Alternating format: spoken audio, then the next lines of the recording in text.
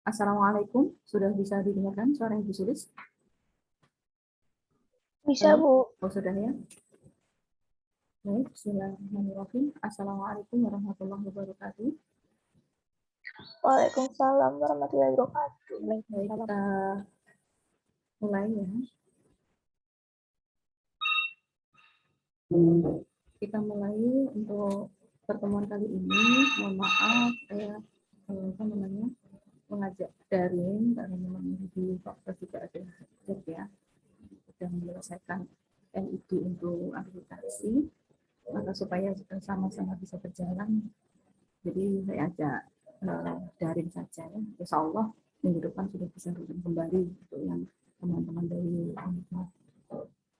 Untuk kesempatan hari ini materi kita adalah tentang apa itu NPWP dan SPP. Oke.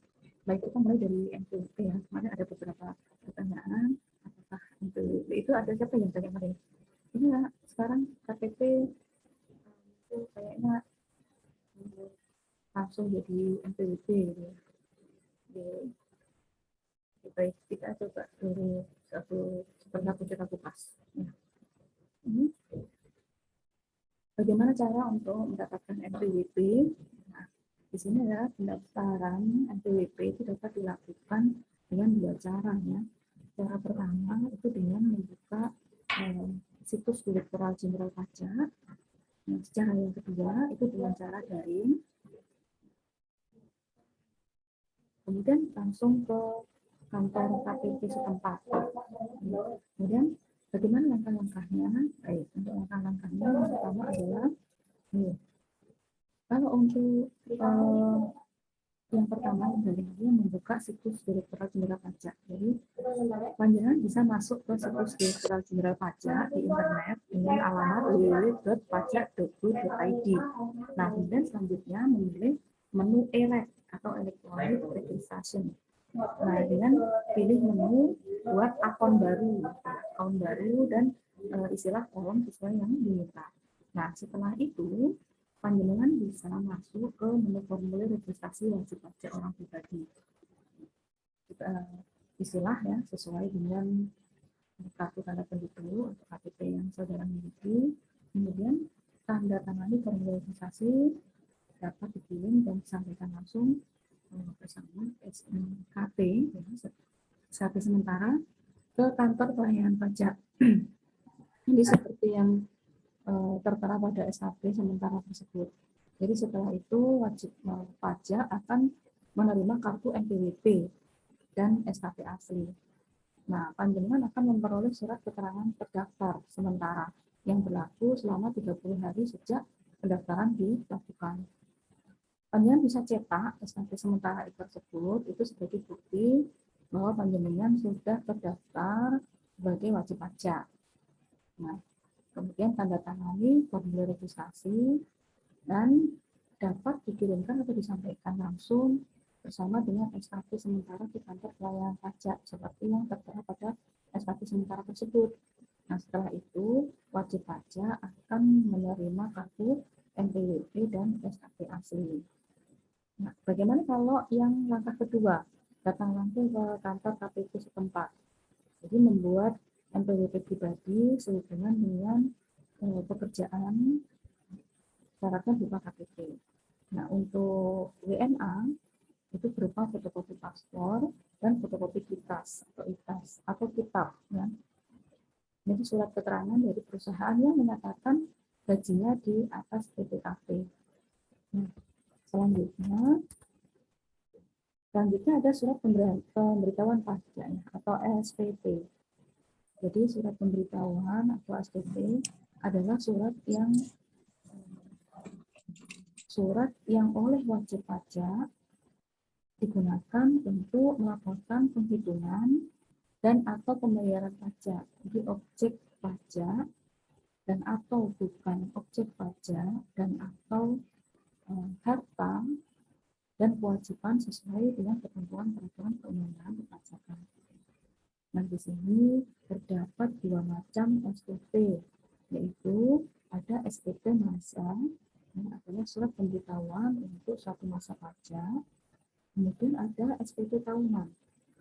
Nah, SPT tahunan adalah surat pemberitahuan untuk suatu tahun pajak atau bagian tahun pajak. Nah, bagaimana mengisi SPT dan penyampaian SPT? Jadi dalam kitab undang-undang KUP dijelaskan yang pertama, setiap wajib pajak itu mengisi surat pemberitahuan dengan benar, lengkap, dan jelas dalam bahasa Indonesia dengan menggunakan huruf Latin atau angka Arab, suatu mata uang rupiah, dan menandatangani serta menyampaikannya ke kantor direktorat pajak tempat wajib pajak terdaftar, atau dikukuhkan atau tempat lain yang ditetapkan oleh Direktorat Jenderal Pajak. Kemudian yang kedua, surat pemberitahuan tahunan pajak itu penghasilan wajib pajak yang wajib menyelenggarakan pembukuan harus dilampiri dengan laporan keuangan berupa neraca dan laporan rugi laba serta keterangan lain yang diperlukan untuk menghitung besarnya penghasilan kena pajak. Nah, yang ketiga adalah wajib pajak yang telah mendapat izin Menteri Keuangan untuk menyelenggarakan pembukuan dengan menggunakan bahasa asing dan mata uang selain rupiah. Jadi wajib menyampaikan SPT dalam bahasa Indonesia dan mata uang selain rupiah yang diizinkan. Jadi ada tiga ini ya. Jadi ada wajib pajak, kemudian di sini ada yang sudah menyelenggarakan pembukuan ya maaf ini salah ketik pembukuan, kemudian ada juga yang menyelenggarakan pembukuan tapi menggunakan bahasa asing misalkan. Nah, kemudian apa fungsi SPT? Nah, apa fungsi SPT? Yang pertama, bagi wajib pajak pada umumnya sebagai sarana wajib pajak untuk melaporkan dan mempertanggungjawabkan penghitungan jumlah pajak yang sebenarnya terutang dan untuk melaporkan tentang satu pembayaran atau pelunasan pajak yang telah dilaksanakan sendiri atau melalui pemotongan atau pemungutan pihak lain dalam satu tahun pajak atau bagaimana atau bagian dari tahun pajak. Kemudian yang B, penghasilan yang merupakan objek pajak dan atau bukan objek pajak. Kemudian yang C, harta dan kewajiban, dan yang D itu pemotongan atau pemungutan pajak orang atau badan lain dalam satu masa pajak. Itu fungsinya. Ada fungsi yang kedua bagi pengusaha kena pajak. Nah, bagi pengusaha kena pajak sebagai sarana untuk melaporkan dan mempertanggungjawabkan penghitungan jumlah PPN dan PPNBM yang sebenarnya terutang dan untuk melaporkan tentang satu untuk pengkulitan pajak masukan terhadap pajak keluaran. Kemudian yang kedua, pembayaran atau pelunasan pajak yang telah dilaksanakan sendiri oleh pengusaha kena pajak dan atau melalui pihak lain dalam satu masa pajak. Jadi sesuai dengan ketentuan peraturan perundang-undangan perpajakan. Kemudian yang ketiga, bagi pemotong atau pemungut pajak, gitu ya, itu fungsi SPT. Bagi pemotong atau pemungut pajak, ini sebagai apa? Sebagai sarana untuk melaporkan dan mempertanggungjawabkan pajak yang dipotong atau dipungut dan disetorkan. Nah, kemudian di mana tempat pengambilan SPT? Jadi kalau kita perhatikan di era industri 4.0 ya, itu berimplikasi terhadap kebijakan perpajakan. Jadi termasuk bagaimana wajib pajak itu menyampaikan surat pemberitahuan atau SPT, baik itu SPT massa maupun SPT tahunan. Nah, di sini Dirjen Pajak itu telah mengeluarkan aplikasi e-SPT yang harus digunakan oleh wajib pajak. Jadi dalam pelaporan pajak massal maupun tahunan. Nah, adapun aplikasi tersebut itu bisa diunduh di DCP online atau bisa minta pada kantor pajak Pratama setempat. Adapun aplikasi yang disediakan adalah eSPT PPH. Kemudian ada eSPT badan, ada eSPT orang pribadi, ada e-faktur, dan lain-lain. Nah, pada aplikasi tersebut itu tinggal mengisi sesuai dengan menu yang ada. Jadi tentunya cara mengisi harus memahami ilmu perpajakan dan ilmu akuntansi terlebih dahulu. Jadi untuk orang pribadi juga disediakan e-form yang bisa diunduh dari DCP online. Setelah diisi lengkap eSPT tersebut, itu di-print sebagai arsip perusahaan dan yang dilaporkan adalah file yang berupa SPT PDF-nya. Nah, akan tetapi masih ada pengecualian bagi wajib pajak tertentu yang masih diperbolehkan melapor secara manual atau tanpa menggunakan e-filing. Jadi SPT yang tidak wajib menggunakan e-filing, itu contohnya ada SPT masa PPh 25 nihil, kemudian ada SPT masa PPh 25 kurang bayar, kemudian ada SPT masa PPh 21 nihil, ada SPT masa PPh 26 nihil, kemudian ada SPT masa PPN atau PPNBM nihil, kemudian ada PPN impor barang luar negeri, dan ada PPN jasa luar negeri. Nah, ketentuan tidak wajib lapor atau e-filing ini berlaku sejak PMK nomor 9/PMK/03/2018 itu tentang SPT diundangkan pada 26 Januari 2018. Jadi sebelum adanya PMK baru ini, itu SPT masa PPh 21, kemudian PPh 25, PPh pasal 26, terus harus dilaporkan meskipun nihil. Walaupun laporannya kemudian dilanjutkan setiap wajib pajak, itu tulisannya nihil, tidak ada sebenarnya yang dibayarkan. Nah, bagaimana ketentuan tentang pengisian SPT? Ini di sini setiap wajib itu diisi secara benar, lengkap, jelas, dan harus ditandatangani. Di dalam hal SPT itu diisi dan ditandatangani oleh setiap wajib pajak. Jadi harus dilampiri surat kuasa khusus untuk wajib pajak badan, kemudian ada SPT harus ditandatangani oleh pengurus satu direksi atau kuasanya. Nah, ketentuan tentang penyampaian SPT. Ini yang pertama, penyampaian SPT oleh wajib pajak ya, itu dapat dilakukan secara langsung ke KTP atau tempat lain yang ditentukan. Ada Dropbox, kemudian ada pojok pajak, ada mobil pajak keliling, dan seperti itu. Kemudian melalui pos misalkan dengan bukti pengiriman surat. Bisa juga dengan cara lain, yaitu melalui perusahaan jasa ekspedisi atau jasa kurir dengan bukti pengiriman surat atau e-filing yang disediakan oleh Direktorat Jenderal Pajak maupun oleh penyedia jasa aplikasi. Nah, kemudian yang kedua, bukti penerimaan SPT untuk yang disampaikan ya, itu bisa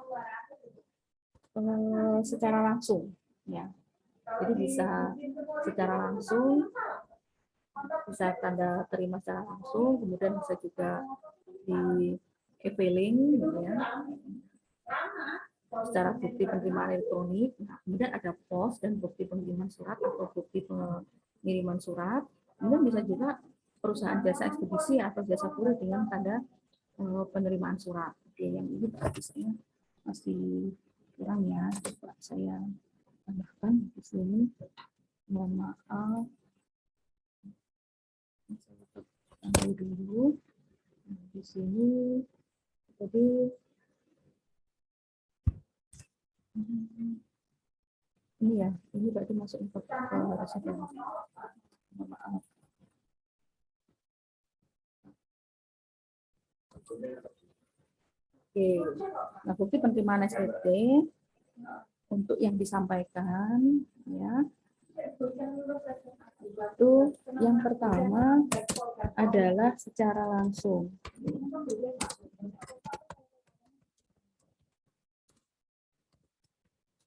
Tanda penerimaan. Kemudian yang kedua itu disebut dengan e-filing ya. Ini adalah penerimaan elektronik. Kemudian yang ketiga itu pos adalah bukti pengiriman surat. Ini bukti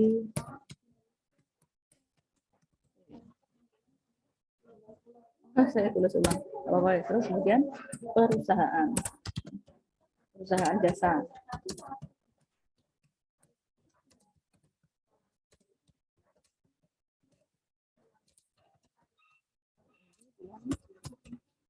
Tanda pengiriman surat ya. Jadi untuk bukti penerimaan SPP yang disampaikan secara langsung seperti ini.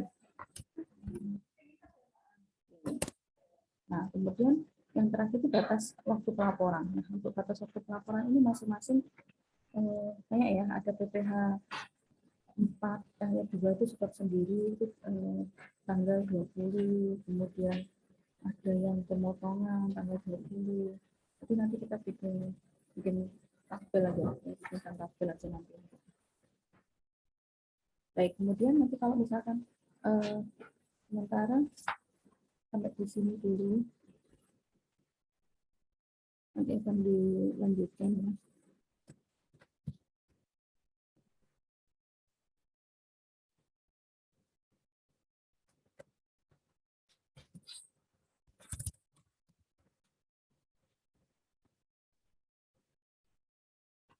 Baik, untuk di sini saya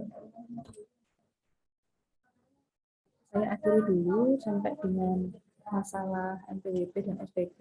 Jadi masih ada bagaimana cara penyampaian SPP yang secara e-filing, kemudian bagaimana kalau wajib pajak itu belum bisa menyampaikan SPP tepat waktu, kemudian apa sanksi tidak menyampaikan SPP atau terlambat menyampaikan SPP, kan kita bahas minggu depan ya. Halo teman-teman. Iya, Bu. Ya, Bu. Oke. Baik, untuk yang NPWP, kemudian sampai SPP di sini, ada pertanyaan? Oke, kalau tidak, saya absen dulu ya.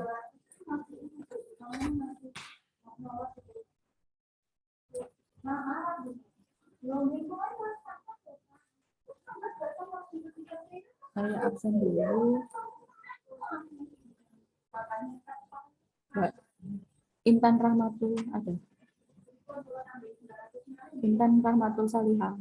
Ada, Bu. Ya. Oh, ini Fadila Afifah Rahman.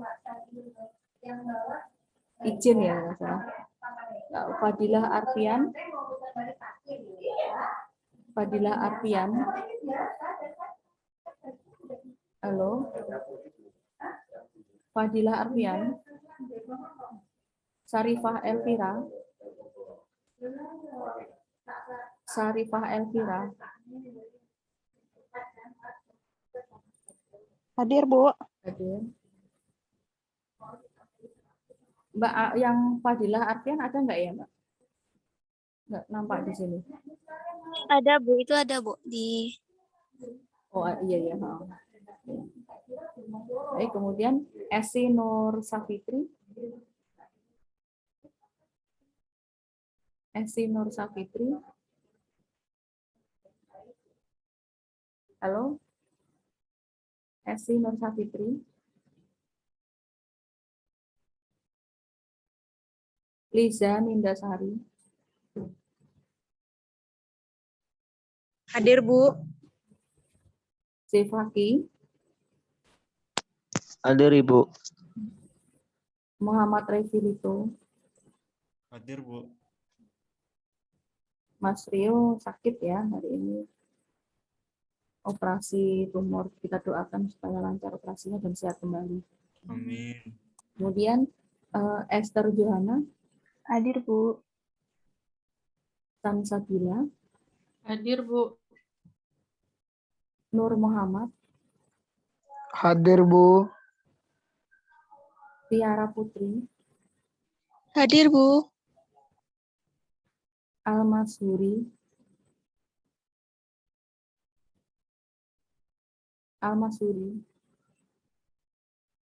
Adinda Hernawati, Adinda,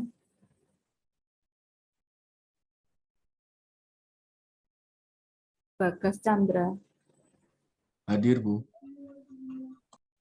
Rizky Rahajem, Hadir, Bu.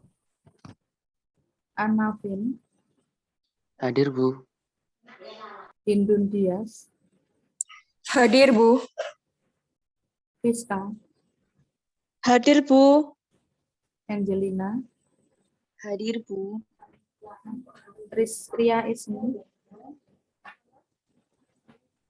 Ria Ismi, halo, Hanafi, Hadir, Bu. Ella Dwi Susilawati, Ella, ada Ella, ada Eli ya? Ella Dwi, ada.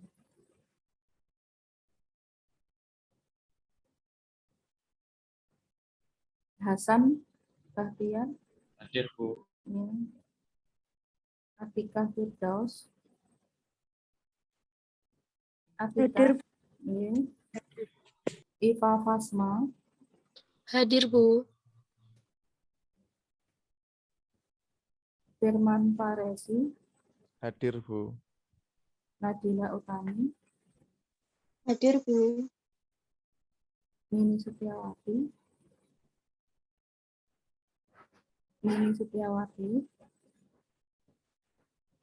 Hadir, Bu. oke. Aulia Alia,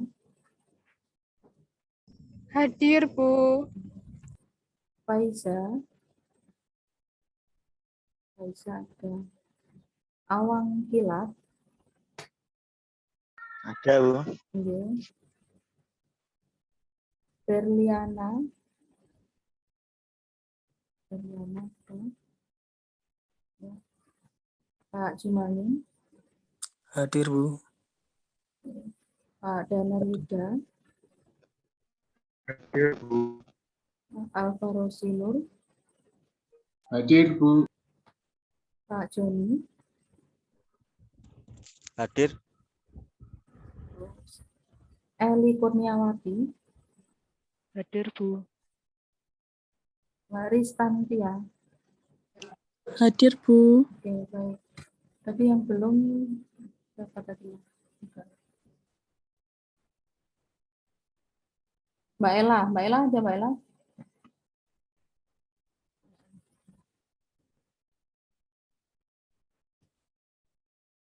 Baik, terima kasih atas perhatiannya untuk hari ini. Nanti setelah kita tahu tentang SPT, NPWP, kita coba ngitung pajaknya masing-masing ya. Bu, izin, Bu. Fajil Afrian tadi hadir, Bu. Oh iya. Oh sudah. Mungkin Mas. Sudah. Terima kasih, Bu. Oke. Baik, terima kasih banyak atas perhatiannya dan monggo untuk melanjutkan aktivitasnya kembali ya. Semoga sehat selalu dan senantiasa dalam lindungan Allah SWT. Amin. Amin. Terima kasih banyak. Saya tutup ya. Wassalamualaikum warahmatullahi wabarakatuh. Waalaikumsalam. Warahmatullahi wabarakatuh. Terima kasih, Bu. Terima kasih, Bu. Sama-sama. Terima kasih, Bu. Sama-sama.